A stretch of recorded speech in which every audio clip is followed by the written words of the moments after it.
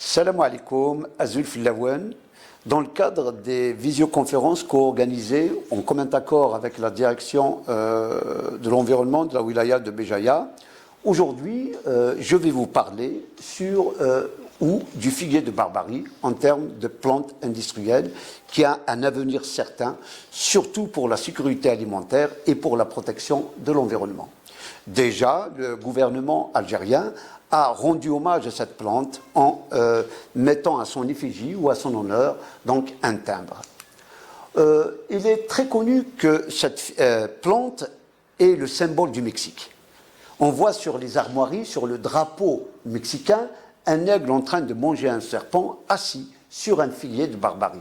C'est le fondement de la mythologie de la création de l'État mexicain. Déjà en 1510, un botaniste du roi Charles Quint, celui donc, qui a donné l'ordre d'aller occuper l'Afrique du Nord, juste après la chute de Grenade en 1496, donc ce botaniste du roi Gonzalo Fernández de Oviedo avait écrit que les bateaux de guerre espagnols, quand ils se déplaçaient en Afrique du Sud, portaient déjà avec eux, pour évidemment alimenter leurs chevaux, donc des raquettes de cactus. L'un des premiers livres qui a retracé l'histoire du cactus en Algérie a été écrit en Algérie par un botaniste qui est venu avec l'armée coloniale. Ce botaniste qui s'appelle, lui, Léon de Rosny, a écrit un livre qui s'appelle L'Opensia et Cactus, raquette d'Algérie. Il dit dans ce livre qui date déjà de 1857 qu'en ces temps-là, les autochtones, ça veut dire nos arrière-arrière-grands-parents, appelaient l'Opensia, El Hindi, il l'appelait Sabbar, il l'appelait Karmos Nsara, il l'appelait Karmos Imslem, juste pour faire la différence. Karmos Imslem, ce sont donc les cactus sans épines, et Karmos Nsara, c'est le cactus avec épines. Il l'appelle aussi Karmos Nulrem, parce qu'El-Rem, c'est le chameau. Donc, c'était une alimentation favorisée pour le chameau. Puisqu'on ne donne pas de l'eau, on donne déjà un aliment riche en eau. Et on l'appelle aussi le tin shawki.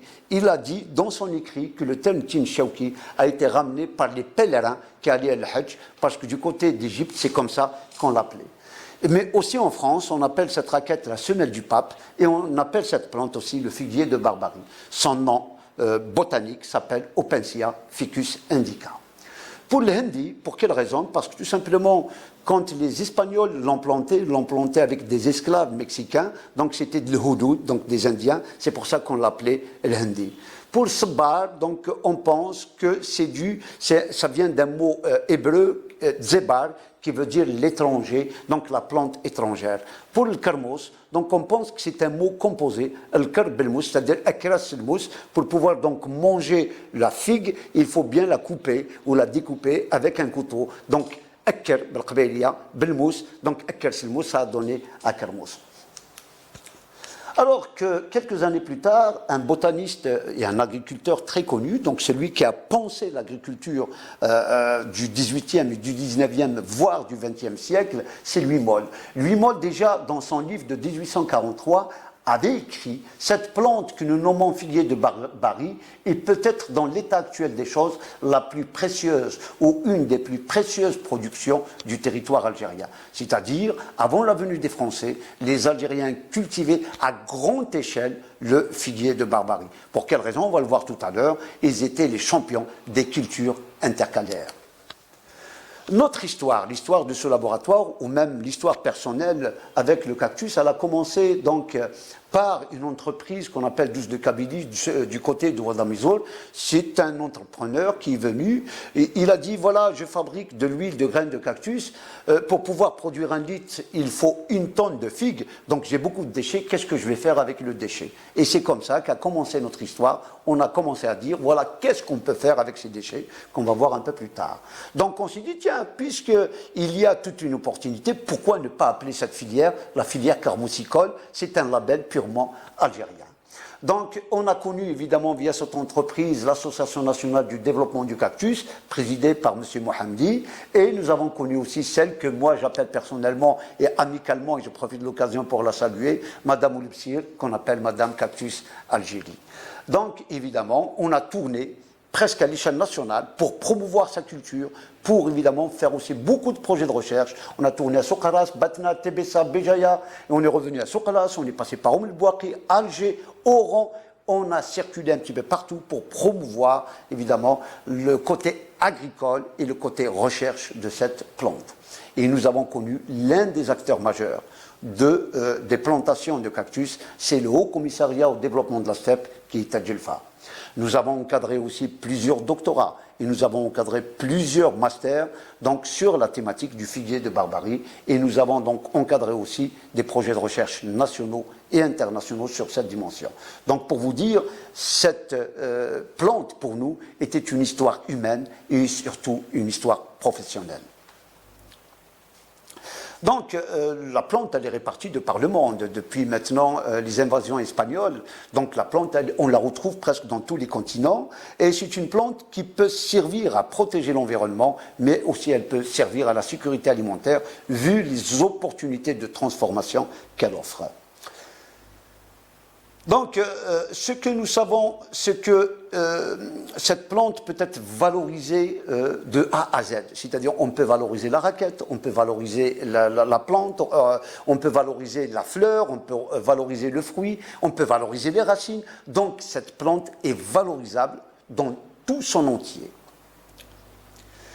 Alors, juste pour faire un petit peu donc, de biologie, cette plante a besoin de beaucoup de lumière. Nous sommes un pays qui a beaucoup de luminosité. Cette plante a besoin de peu d'humidité atmosphérique. Ça n'aime pas trop l'humidité. Nous sommes un pays essentiellement destiné au haut plateau et via la steppe, là où il y a moins d'humidité. D'ailleurs, les plus grandes plantations qui avoisinent maintenant 70 000, voire 80 000 hectares, sont entre Sekharas et Tébessa. Cette plante a besoin aussi de beaucoup de chaleur. Nous sommes un pays là où la température moyenne est très élevée. Cette plante aime un petit peu le côté marin. Ça veut dire que même le côté côtier, comme à Béjaïa, comme à Annabas, Kikda, nous pouvons planter cette plante facilement. D'ailleurs, c'est là où elle a bien poussé. Et regardez, les choses les plus importantes, c'est que cette plante, en matière organique, elle n'a besoin pas d'apport de matière organique, ça veut dire qu'on n'a pas besoin d'engrais,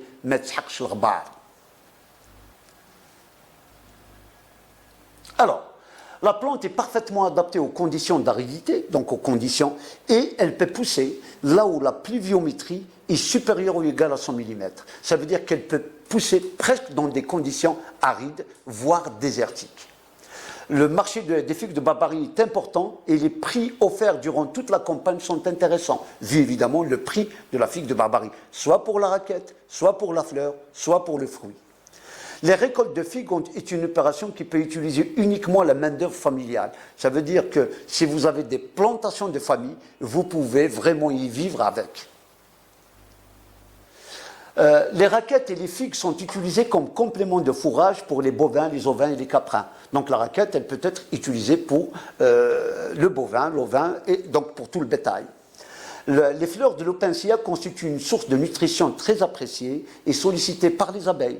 Donc nous savons par exemple qu'il y a 2 années, Sokaras est devenue la région par excellence apicole en Algérie. Pourquoi? Parce qu'à Sokaras, il y a presque 50 000 hectares de plantations en cactus.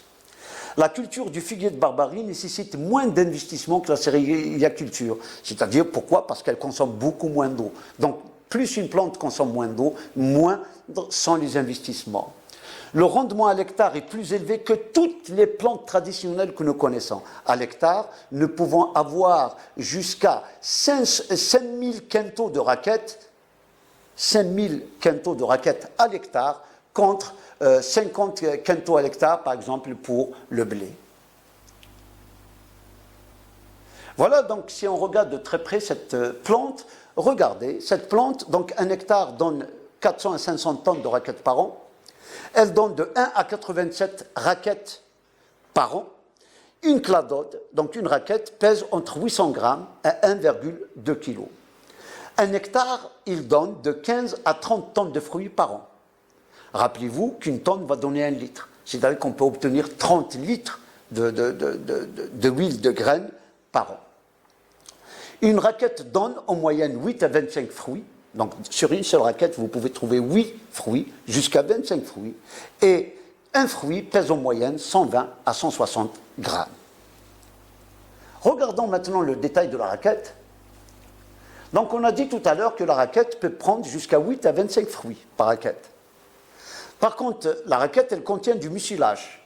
Ce mucilage peut servir comme étant la pectine. D'ailleurs, on a fait tout un travail de recherche qu'on va voir tout à l'heure pour démontrer que les pectines d'orange peuvent être facilement remplacées par le mucilage de la raquette.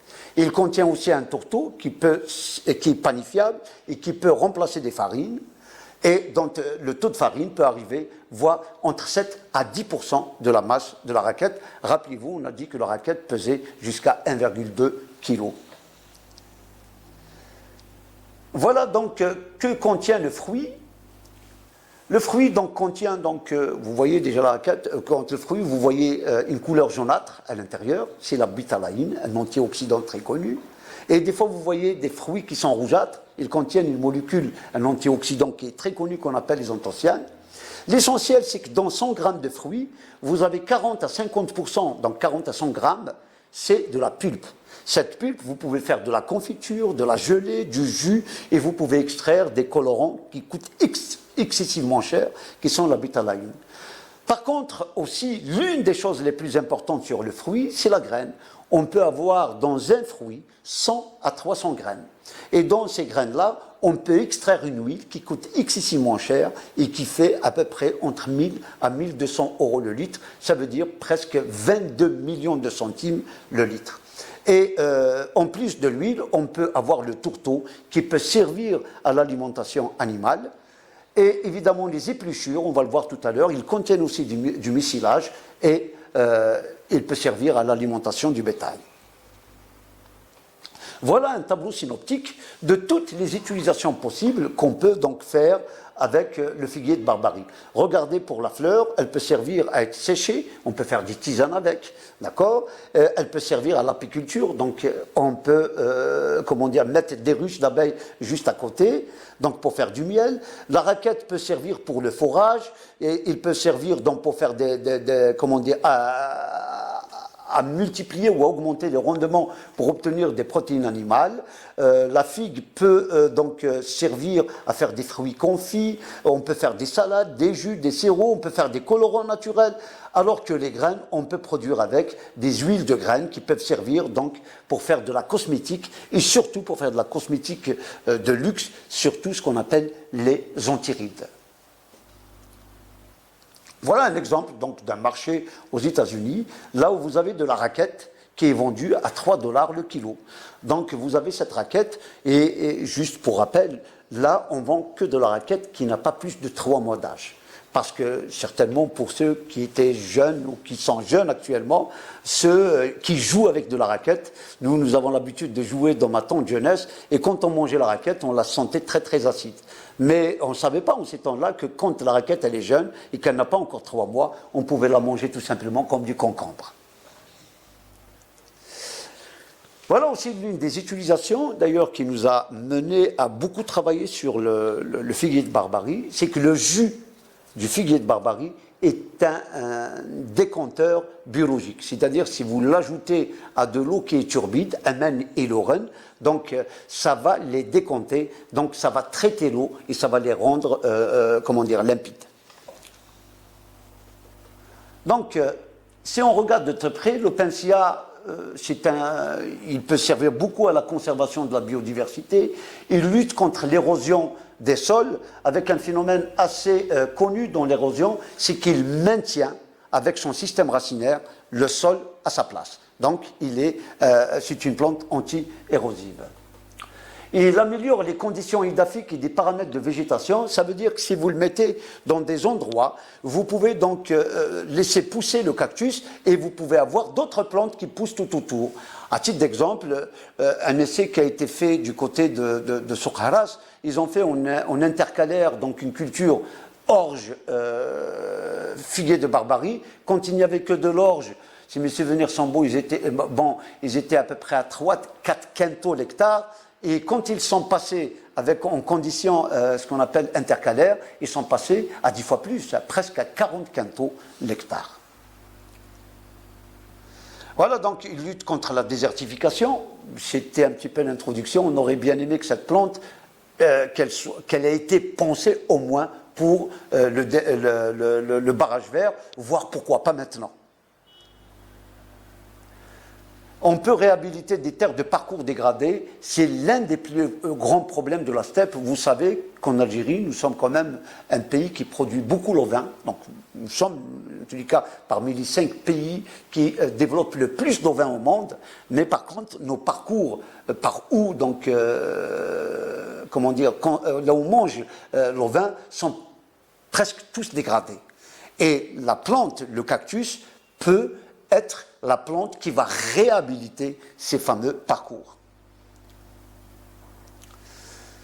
Alors, l'une des choses qui est connue, même ici en Kabylie ou un petit peu sur le nord, c'est qu'un karas, et on le dit toujours, qu'on utilise le cactus comme étant zarb. Donc on l'utilise comme étant une barrière. Évidemment, c'est une plante barrière qui est extraordinaire. Alors, le cactus est utilisé aussi pour l'érosion hydrique et éolienne. Il résiste au feu et peut être utilisé comme obstacle à la propagation des incendies. C'est aussi, on va voir à la fin, que sur, par exemple, une région comme la Kabylie, qui est riche avec ses forêts, là où il y a des coupe-feux, on aimerait bien les planter avec du cactus parce que le cactus se brûle difficilement. Donc, il va être un vrai coupe-feu. Alors, les modes de plantation du cactus, voilà comment on plante. Donc, on a de l'intensif jusqu'à l'hyper-intensif. En plus clair, donc, on peut faire des raquettes superposées. On peut les superposer 1,80 m entre chaque rangée. Et on peut planter jusqu'à 60 000 raquettes par hectare. Par contre, quand on diminue les distances à 1,40 m entre les rangées et 9 cm entre les raquettes, on peut planter jusqu'à 78 000 raquettes par hectare et on peut monter avec, si on fait ce qu'on appelle le face-à-face, jusqu'à 120 000 raquettes par hectare. Ça, c'est pour augmenter. Évidemment, plus vous augmentez, plus vous avez besoin d'un investissement en eau. Donc, les meilleures pour moi, c'est celles qui utilisent jusqu'à 60 000 raquettes par hectare. Voilà donc un exemple d'une plantation. Regardez, là vous êtes à 78 000 raquettes par hectare au 2e mois de plantation.